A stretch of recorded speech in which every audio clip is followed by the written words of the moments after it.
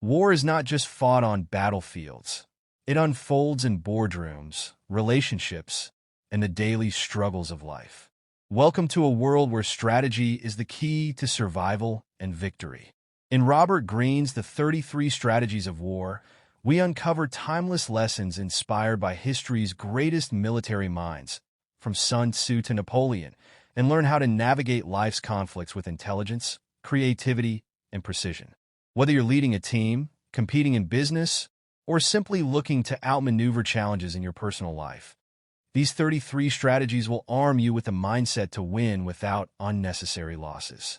Stay tuned as we delve into each strategy, breaking down their wisdom and real-world applications to help you conquer your battles and achieve lasting success. Strategy 1. Declare war on your enemies. This strategy emphasizes the importance of clarity and focus in conflict. By clearly identifying your enemies, whether they are people, obstacles, or ideas, you can direct your energy and resources effectively. For instance, Xenophon's leadership of the Greek mercenaries in Anabasis showcases how he inspired his troops to focus on their clear enemy, the Persians, rather than internal struggles. This strategy teaches that knowing who and what you are against can energize and propel you toward victory, avoiding confusion and aimless fighting. Much like Margaret Thatcher used political opposition to solidify her identity. Strategy 2. Do not fight the last war. This strategy teaches the importance of adapting to the present rather than relying on past methods.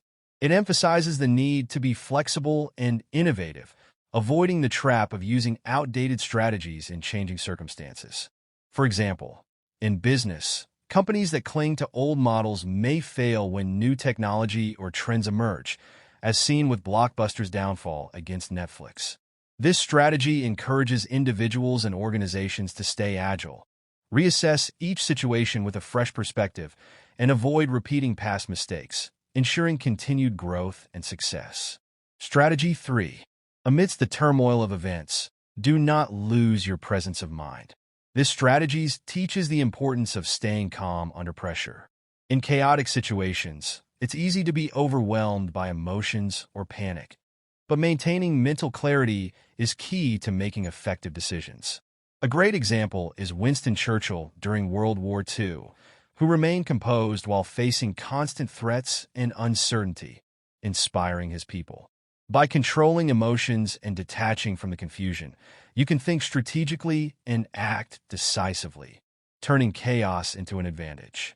This strategy underscores the power of mental resilience in the face of adversity. Strategy 4. Create a sense of urgency and desperation. This strategy emphasizes the power of acting with immediacy and purpose. By putting yourself in a position where failure is not an option, such as taking risks or burning bridges, you force yourself to confront challenges head-on. For example, Steve Jobs famously pushed his team at Apple to innovate under intense pressure, often setting seemingly impossible deadlines that spark creativity. This strategy teaches that by creating a mental death ground, where there's no escape, we activate our full potential, driving progress and quick decision-making even in the face of adversity. Strategy 5. Avoid the snares of groupthink. This strategy emphasizes the importance of independent thinking in leadership. Groupthink, where consensus becomes more important than critical analysis, can lead to poor decisions and missed opportunities. Leaders must create an environment where diverse perspectives are encouraged, avoiding the trap of unanimous but flawed decisions. A famous example is Steve Jobs at Apple, who frequently pushed back against groupthink by fostering a culture of debate and innovation. By resisting conformity, leaders can make more strategic, informed choices that drive success and progress within their teams. Strategy 6. Segment your forces. This strategy teaches the importance of flexibility and adaptability in warfare by breaking your forces into independent, mobile units. This allows for quicker decision-making and greater effectiveness. A key lesson is to ensure that each segment remains focused on its specific task while maintaining a unified mission. For instance, during World War II, the German army used smaller, highly mobile units in their blitzkrieg tactics to overwhelm enemies with speed and unpredictability. The strategy highlights how decentralized command can lead to greater agility, especially when forces face unexpected challenges. Strategy 7. Transform your war into a crusade. This strategy teaches the power of uniting people under a compelling cause greater than individual interests. By rallying your team or followers around a shared vision or mission, you inspire passion and dedication. For instance, Margaret Thatcher used the idea of a crusade to energize her Conservative Party against socialism, framing it as a fight to save Britain. This sense of purpose fuels morale and encourages individuals to sacrifice for the greater good, making them more resilient and determined to succeed. The lesson is that purpose-driven leadership creates unwavering commitment in the face of adversity. Strategy 8. Pick your battles carefully. This strategy teaches the importance of conserving energy and resources by choosing the right conflicts. Not every battle is worth fighting, and often the hidden costs, time, reputation, or political goodwill, outweigh the potential gains. A key lesson is to recognize when to wait and undermine an enemy covertly rather than engaging head-on. For example, in business, a company may choose to avoid competing directly with a dominant market leader, instead finding niche opportunities where they can thrive without unnecessary confrontation. Patience and calculated decisions are essential to long-term success. Strategy 9. Turn the tables. This strategy emphasizes the power of counterattacking rather than initiating conflict. Instead of rushing into battle, it's often more effective to let your opponent make the first move, which gives you the advantage of flexibility and surprise. This strategy works by baiting your adversary into making a mistake, exposing their weaknesses. For example, in business, rather than immediately competing with a rival's aggressive marketing campaign, you could wait and capitalize on their overextension or flaws in their approach, effectively turning their aggression into an opportunity for yourself. The key lesson is patience and strategic response. Strategy 10. Create a threatening presence. This strategy teaches the power of reputation and perception in deterring attacks. By cultivating an aura of unpredictability or fierceness, you make yourself less inviting to potential enemies. The key is not to reveal your full strength, but to create uncertainty in your adversaries, making them hesitate. For example, in business, a company like Apple has built a powerful brand that intimidates competitors by projecting innovation and exclusivity, discouraging challenges. Similarly, a well-known figure like a strong political leader may use aggressive rhetoric to establish dominance, avoiding unnecessary conflicts through fear. Strategy 11. Trade space for time. This strategy teaches that sometimes retreat or non-engagement is the best tactical decision. By resisting the impulse to act immediately, you gain valuable time to regroup, plan, and gain a strategic advantage.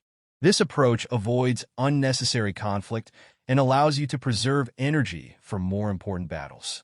A real-world example is Apple's strategy under Steve Jobs, who, rather than rushing to market, took time to refine products like the iPhone, ensuring they were superior to competitors.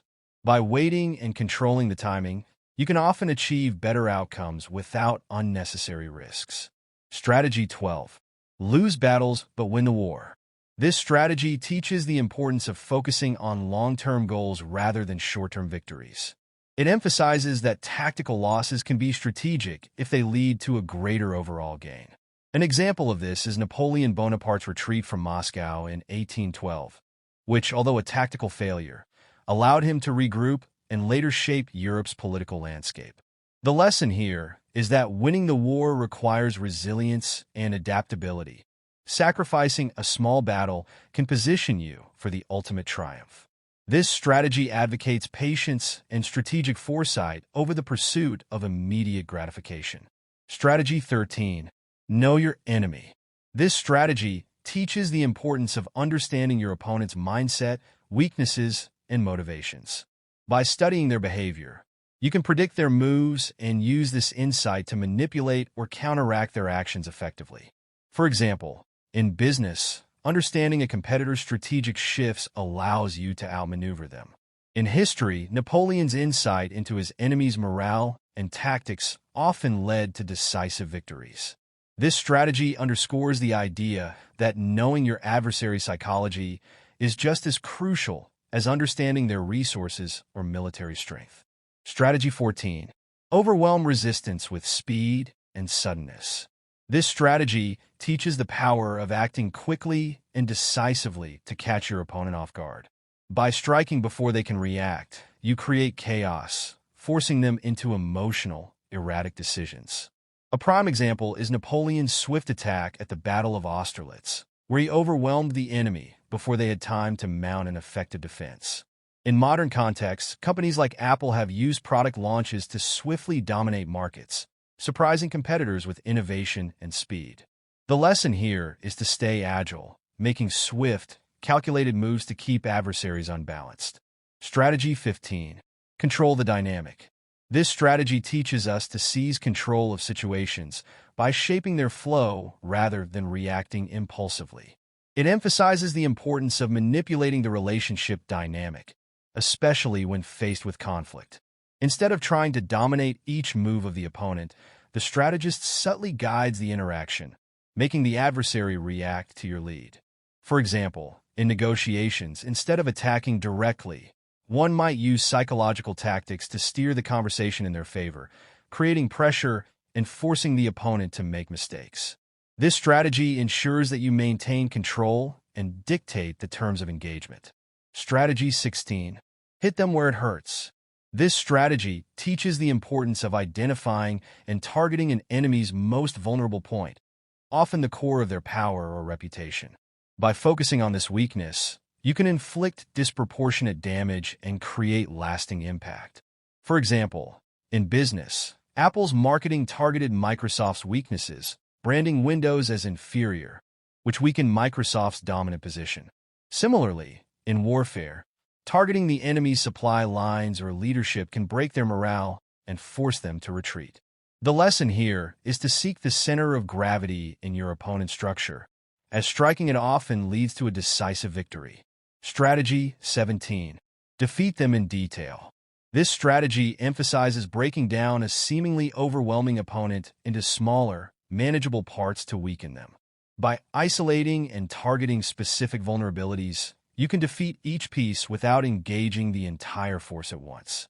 This strategy works by sowing division, causing confusion, or exploiting weaknesses in the enemy's structure.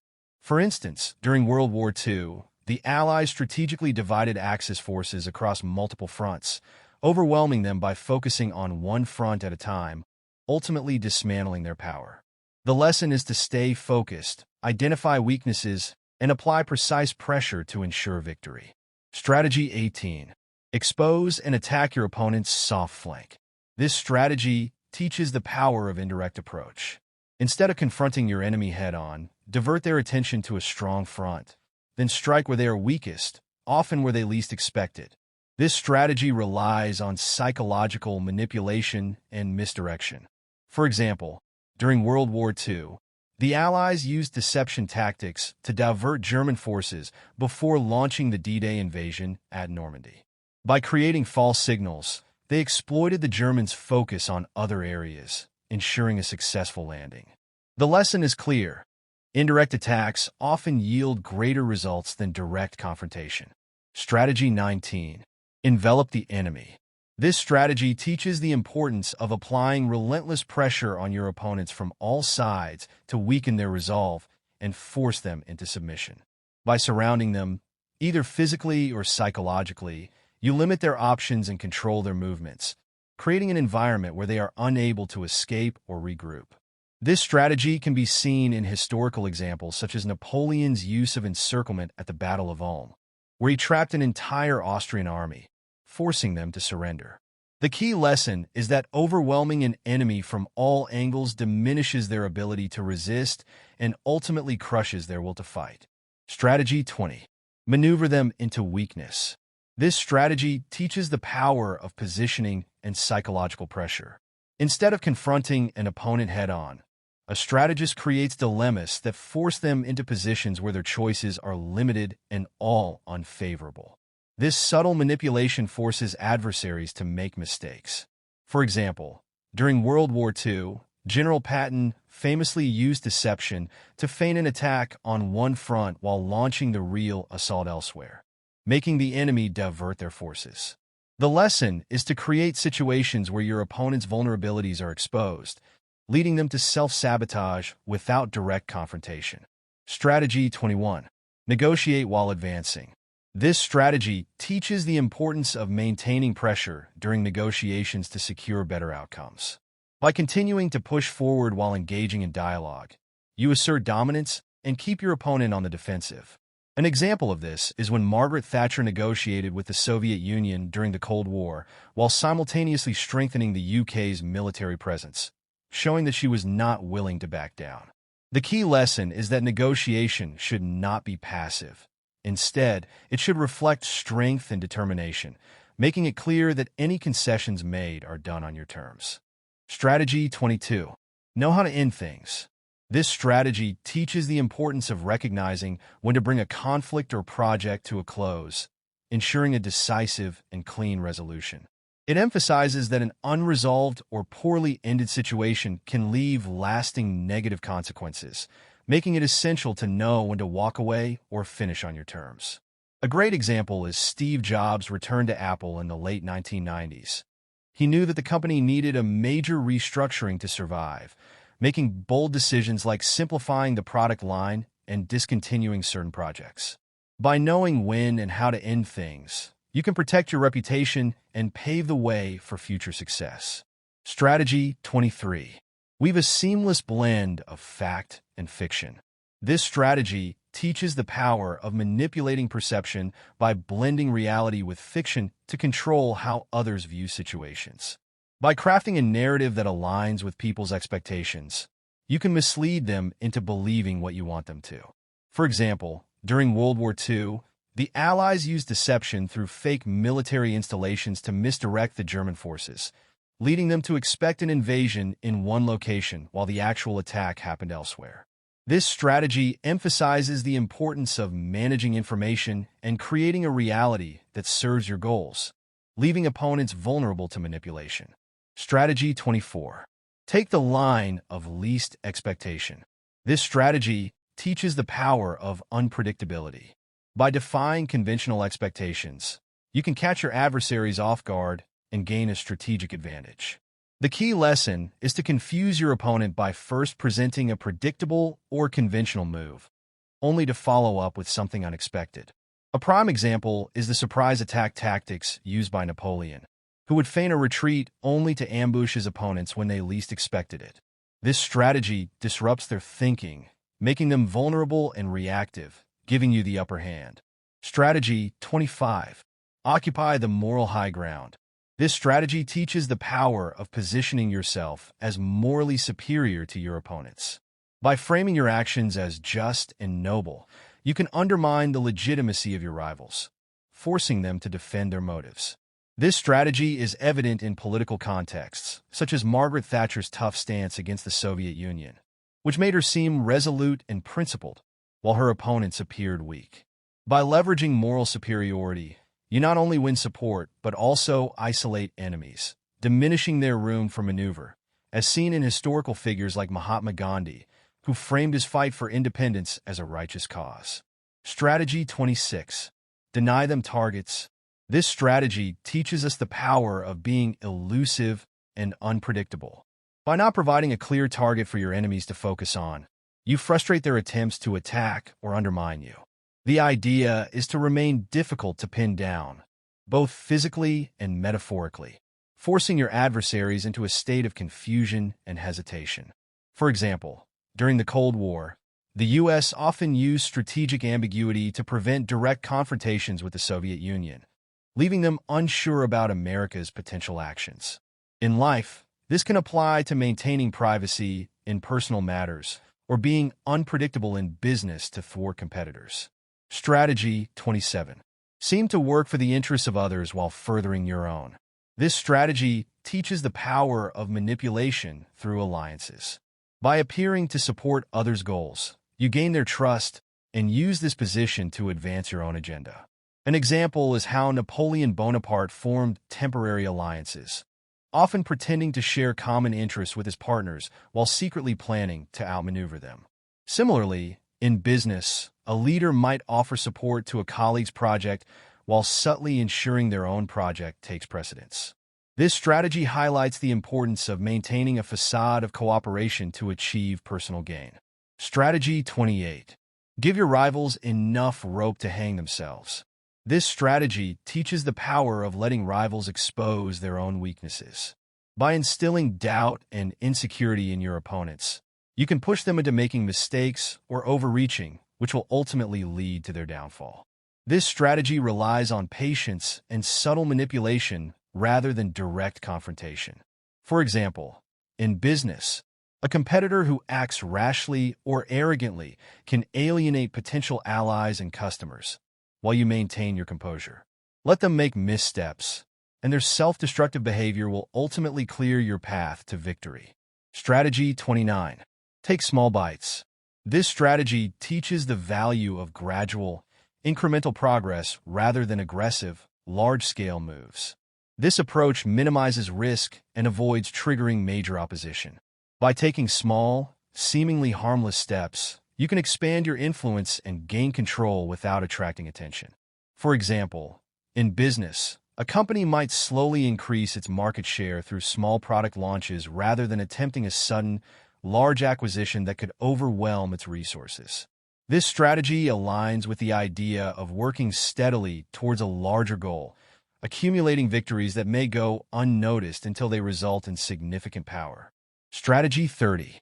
Penetrate their minds.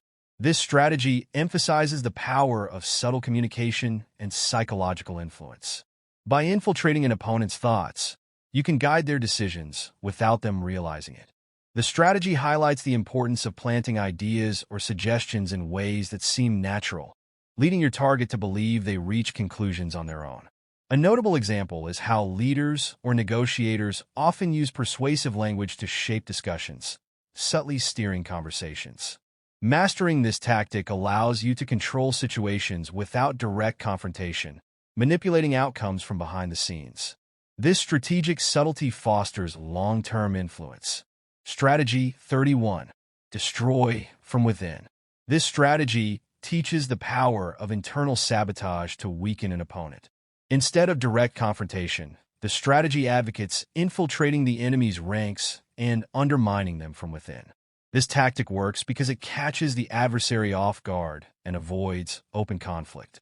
A prime example is the story of Julius Caesar, who used his insider knowledge and political maneuvering to gain control of Rome. In business, this could look like gaining access to a competitor's internal workings and subtly shifting their culture or undermining key players. The lesson is clear. Influence and manipulate from within to cause the greatest disruption. Strategy 32. Dominate while seeming to submit. This strategy teaches the power of passive aggression in achieving control. By outwardly appearing compliant or subservient, you can disarm opponents, lowering their guard while secretly maneuvering to dominate. This strategy hinges on subtlety and patience, allowing you to manipulate situations without raising suspicion. For example, in business negotiations, a leader might appear to agree to unfavorable terms, only to later exploit the situation for greater advantage. In history, figures like Sun Tzu and even Margaret Thatcher employed this approach to outmaneuver rivals while maintaining a facade of humility. The key is mastering the art of indirect influence. Strategy 33. Sow uncertainty and panic through acts of terror. This strategy teaches that unpredictability and fear can be powerful tools for destabilizing an opponent. By creating chaos and confusion, you can force your enemies into irrational decisions, preventing them from planning effectively. An example is the psychological warfare used in terrorism, where attacks are designed to unsettle and paralyze the enemy's will to act. In business, companies like Apple have used surprise product launches to disrupt competitors, sowing doubt about their own market position. The key lesson is that inducing panic can force opponents into overreacting, giving you a strategic advantage. As we conclude, in life, as in war, success isn't just about strength or resources. It's about strategy, adaptability, and clarity of purpose. Robert Greene's The 33 Strategies of War teaches us that whether we're navigating personal challenges, professional rivalries, or societal pressures, a strategic mindset is our greatest weapon. By applying these timeless principles, we can outmaneuver obstacles, strengthen our resolve, and emerge victorious in the battles that truly matter. Thank you for joining me on this journey through Greene's powerful lessons. If you found value in this video, don't forget to like, share, and subscribe for more content that equips you to win your own battles in life. Until next time, remember, the best victories are those won with wisdom and intention.